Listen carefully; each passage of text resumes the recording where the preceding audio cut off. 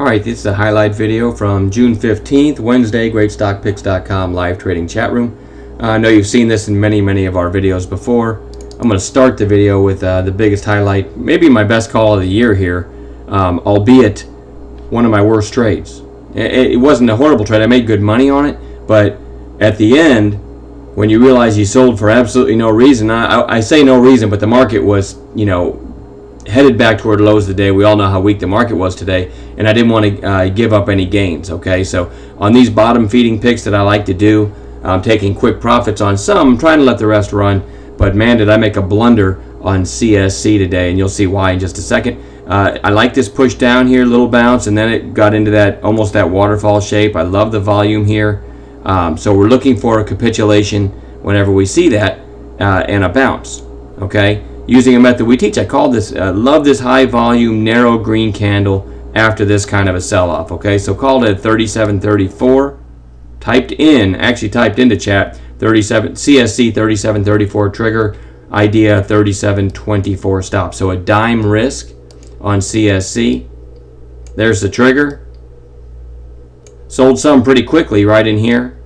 And then it did this, and I sold the rest right around 3770, thinking I was a genius. Now, and again, the market was rolling over. I didn't want to give, anytime you're in something long and you get a big long candle in your favor, it's never a bad idea to put some money in your pocket. But I was so happy to be making money on a long in such a weak market that I killed the rest right here, announced it in chat. Now, here's where it feels like the worst trade I've made in a long time. As I scroll to the right, you'll see why. Okay, so killed the rest right in here. And for the final third, I could have just waited, if nothing else, till a red candle formed. I mean, that's the perfect definition of selling when you don't have to. You only sell when there's a reason is a good word to live by. And man, so while on the results page it says 37.34 entry price, 39.35 high with only a dime risk, that's all true. I just didn't trade it very well. I still had a nice trade, but I did have at least one member make over $1 a share on this on some of theirs. But as far as I know, none of us wrote it up. I mean, who would have ever expected, right? But again, in hindsight, you can let either the 8-period moving average that one of our members pretty much got me doing or taught me. I'm still not good enough at doing it, right? Because I'm one of those bird in the hand guys. But still, or you could at the very least wait till it prints a red candle, right? So there's a couple ways I could have made a ton more money, but all the same, still one of my best calls of the year as far as a dime stop and a $2 move, and it never looked back at the entry.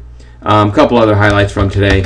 CSIQ, early on, CSIQ, I'll give you the reason for the call. Let me take today's candle out of it. Very nice high volume pop and a breakout yesterday, which landed it on our watch list today for a low risk setup. Now, as you know, the whole market gapped down. As did CSIQ, but it stayed in a dime range for 10 minutes. So I told everybody in chat, hey, if this breaks this early range, maybe it makes a run at yesterday's high as strong as it was. So I called it at 994 with a stop 12 cents below, and there's the trigger, and it did make it to 1029. So a 35-cent move in our favor, which isn't bad if you consider the Dow was down as much as it was down today.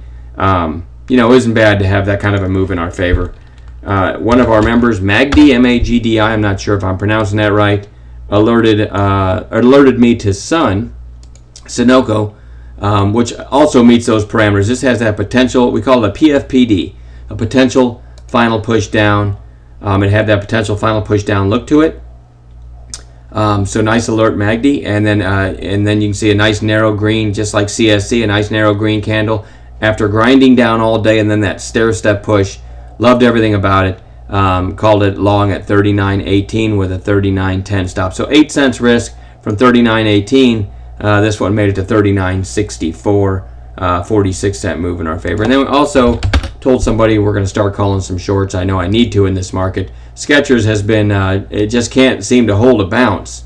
And so I was watching it and watching this grind higher today against a weak market. But this is yesterday's high, and it just always seems to, the bounces always get sold on this one. So I switched to 15-minute candles and called it on the first break of a previous 15-minute candle's low as a short right below this candle. 14.17, 14.29 stop. And it did fall down and make it to 13.84, I believe. Again, nothing huge, a 33-cent move in our favor on 12 cents risk. But again, it's another one that never looked back at our entry. So some pretty good trading today. And that's really all I have. We will follow up tomorrow night with the highlights from tomorrow's live trading chat session. Also, we've decided that the end of June will be the end of the lifetime membership. So anyone waiting to buy one of those, we're going to be done at the end of June. We didn't have a cutoff date before, but I'll post that on the member page, or I'm sorry, on the website tonight if I get a chance.